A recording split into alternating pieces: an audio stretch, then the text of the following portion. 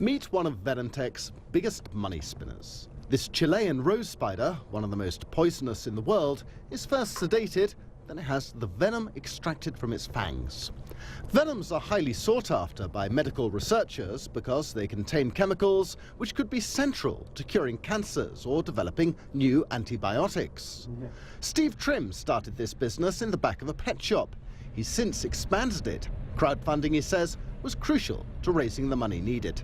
Business angels and angel networks put in small amounts of money, and the venture capitalists don't start below £1 million typically. And for us, our business model found right in the centre in the £300,000 to £500,000. We had to try and solve that gap, and how we did it was with crowdfunding.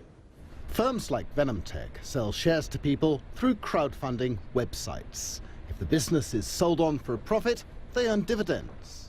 The UK is the leading country in Europe when it comes to biotechnology, but it doesn't have quite the network of financiers as exists in, for example, the United States. That means there's a big gap for companies which are growing from start-up to medium-sized company.